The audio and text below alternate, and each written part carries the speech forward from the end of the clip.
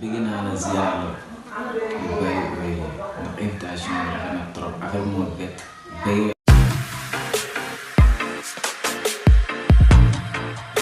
Oui sama tur nag bàyyi fu ma ko jëlee bi ñu bindee suñ son ba pare léegi bi may xool si laa gis benn rappeur bu tuddoon Matador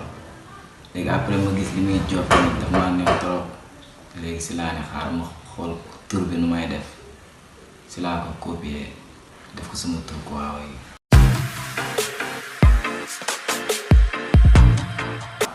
Oui sama carrière maa ngi ko commencé le 2 juillet 2021.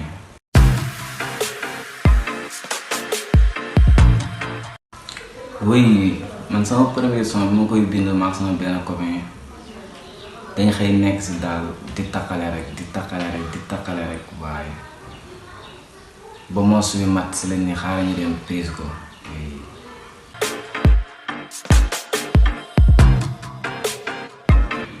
Oui man la sama jàng soriwul quoi oui seen la bàyyee jàng.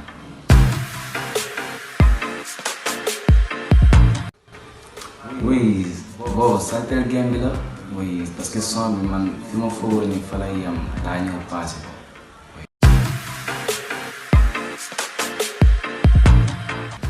Oui man nag bi may tàmbalee rap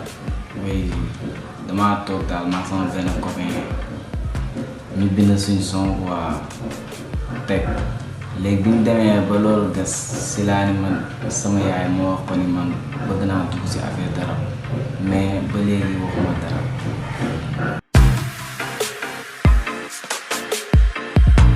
Oui man Wally Seck mooy sama artiste baay oui.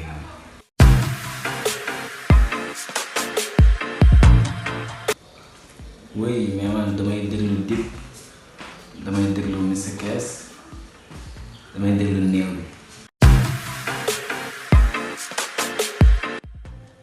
Oui sama si gën a marqué bokk na si ñi may déglu may tàmbali parce que ñu jox suñu son taxaw rek dañuy def son bi gars yi ñu ko jëlee son bi noonu ak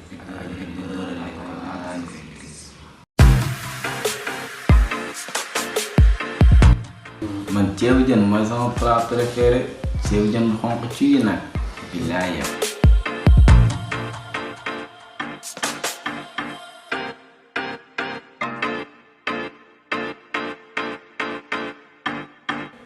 man nag maa ngi bëgg sama gaay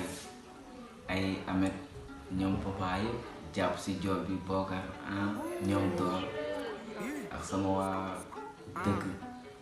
dëkk bu ñuy wax Ibu Ba nga xam naa ni xam ko du yomb si ñu bare ñu nekk boo ko tem daal gi moo tax ceebu jën benn mbali ma sama pala bëgg sama gaay nekk ba Grand Yoff ñoom Samb ñëpp bëgg naa leen ay Bilmo oui bàyyi ma kenn ay Satranga Mbay te ñëpp bëgg naa leen jàpp nañ si jot bu baax a baax te nag sama gaay yi bëri ko si mbaax la rek incha allah rabbi yàlla baax di sant sama pap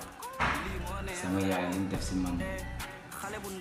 yàlla na ma yàlla bàyyi ba ma dund ba def si ñoom bu baax incha allah.